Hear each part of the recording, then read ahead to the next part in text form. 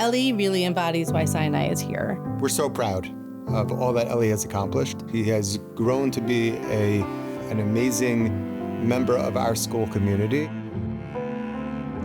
I am the mirror of the school.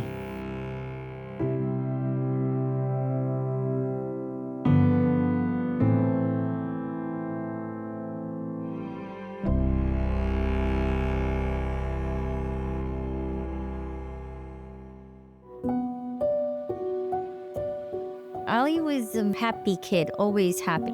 Put me on a swing, I can be there for hours. Like, he just wanted to be in one place, which is where actually the concerns started. 15, 16 months, we were like, okay, this kid is not walking, he's not rolling, he's not turning. And there wasn't the usual development.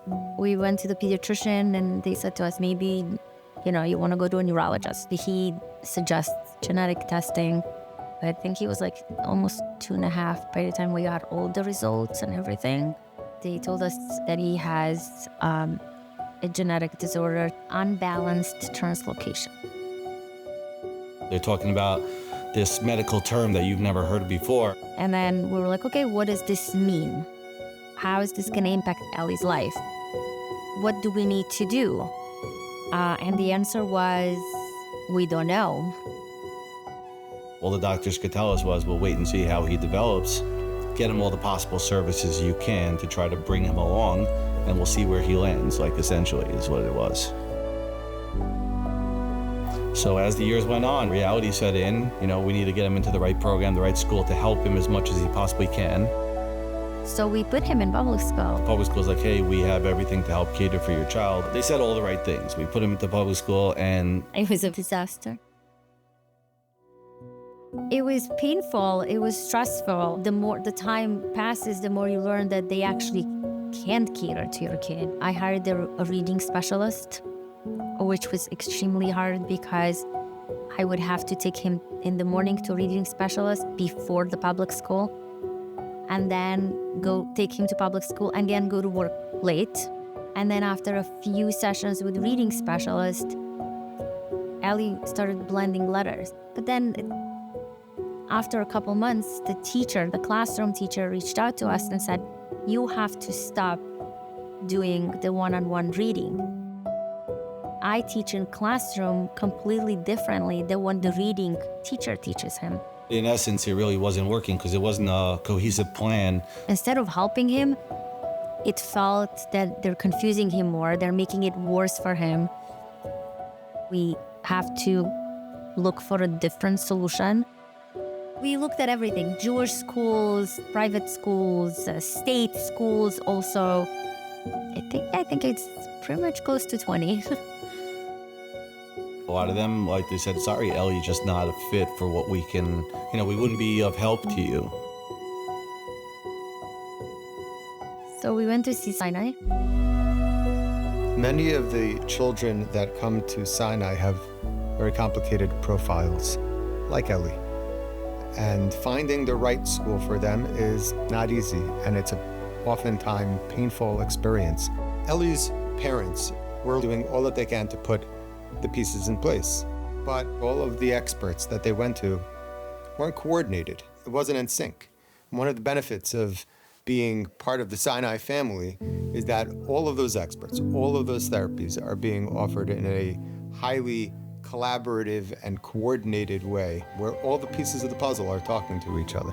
We walked out of Sinai, we looked at each other, and I think we were like in tears, and we're like, this is it. We found the place for Ellie. When a student comes to our school, we look at each student from many varied perspectives. At Sinai, the team really looks at that student to figure out exactly what that student needs. The education is really individualized. For Ellie, we were able to tailor-make an education for him really to enable him to grow. When Ellie started Sinai, he was in 3rd grade. As far as academically, he was more at a nursery level. Socially, he was very much behind. He's a really complicated kid. He didn't quite know how to interact with the other kids. He really needed a lot of assistance with his social skills. So some of the early things that we did were things like, I will read you a social situation. What do you think each person is thinking or feeling in that situation? Or how would you react in that situation?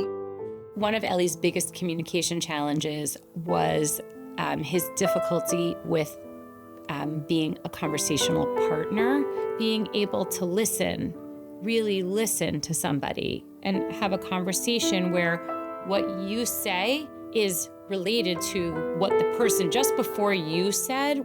We did a lot. We did a whole unit on whole body listening. It's not just your ears, but your mouth has to be quiet. Your hands have to be quiet. Your brain is thinking about what the other person is saying. Those are really the underlying student skills that he needs to learn. Reading was very challenging. He was trying to read sentences like the cat sat on the bed. When I started working with Ellie for reading, we were doing a phonics-based reading approach, and you were trying to teach him the vowel sounds. It's a great program that's research-based, but for Ellie, he wasn't progressing as we wanted to see. And when it got hard, he would almost shut down, put his head on the desk, and he was really frustrated. And it was so hard seeing him like that because you knew that there was a spark in him and that he understood what he was supposed to be doing. And you could tell that he felt frustrated by the material. The Sinai team had to figure out different ways that work for Ellie. We started using a different reading program, which really teaches sight words and a very different way of looking at reading. And once we started, his reading really took off. And it changed his life. And the change is astronomical in his perception of what reading is, his understanding of what reading is, and his attitude towards reading. It was hard to grasp a certain aspect of math. When we met with Laura Danielle, who was teaching him math, she said, well, he's very passionate about cars. Favorite car, Lamborghini, of course. So the whole curriculum, like she changed the math curriculum to the topic to be a car shop and a store. So Ellie is more engaged and interested. And that has made a huge difference. As the years have gone on with Ellie here, we've learned how Ellie learns and what Ellie needs. He is very self-driven. He has a lot of great ideas. He has a lot of things that he wants to do, and he has a lot of great ideas for you to teach him. And so as great as that is, it's, you still have to teach what we need to be teaching. Ellie has a set of flashcards, and there's about 5 or 6 that he decides how to organize his day. And these are the 5 or 6 things that I expect him to do during class. However, he is in control over how they get set up. So I think giving him that control over the way he learns really gives him a buy-in to the program. Walking up, I check my schedule, of course. I go downstairs, put on my tefillin, daven. In public school, he had no exposure to Jewish studies, but with going to Sinai, he loves the whole davening experience and the Jewish aspect of it. I learned a lot of Hebrew. He has grown so much in his Yahadut and his Judaism. Before his bar mitzvah, we were very worried how that's gonna go. And of course, the Sinai team worked with him. They helped teach him the bracha so he can go up there and do that. His bar mitzvah was amazing. He invited his whole class, but he invited many of the mainstream students as well. We were amazed, like how many friends he had made that felt that they should come out here to Long Island from New Jersey and all these other places to be part of Ellie's bar mitzvah. Ellie on fire. He was amazing, and everyone had an amazing time. Bar mitzvah was so fun. I had all my friends and a giant robot. 3, let's go! Hands up in the air, get your hands up! Everybody jump! Ellie's a great example of how powerful inclusion can be.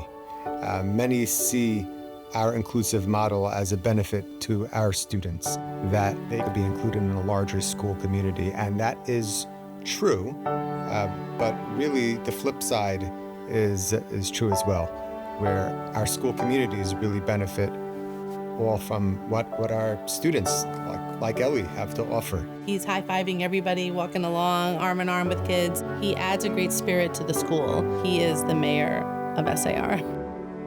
Ellie's got a very strong personality everywhere he goes. So yeah, the mayor of SAR, when we heard that, we were like, not surprised at all. I am the mayor of the school.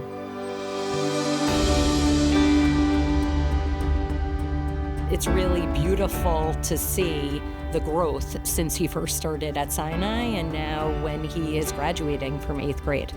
He's in a totally different, more teachable space than in the beginning. It's amazing to see what he can learn. He feels really good about himself, which is great. And the skills that he has will really carry him on to the next step. He's a different child, and if you had told me in 3rd grade that I'd be teaching him this now, I would have laughed and said, you're crazy. And now I look at this kid and I see, wow, we can really change lives here.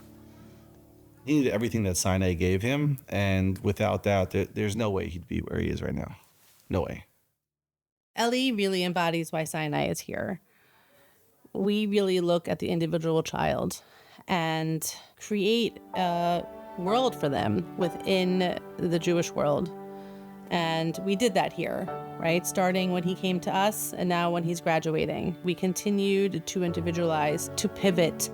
Whatever we needed to do, we were able to do because Sinai provides that. We are so proud of all that Ellie has accomplished. We've worked hard, but he's worked harder and really has so much to be proud of.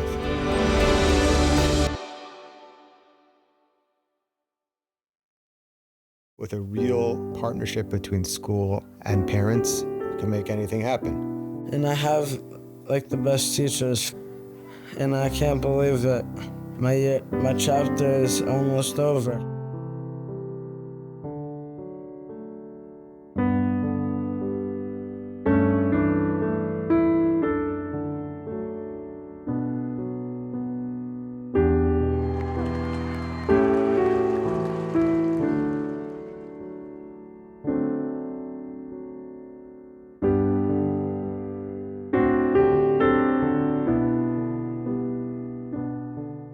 I can't imagine moving forward without the Sinai and SAR team. I just want to hug them all and thank them because they have changed our lives.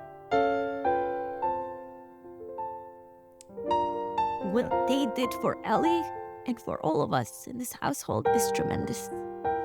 And I don't know if there is ever any way I can thank them.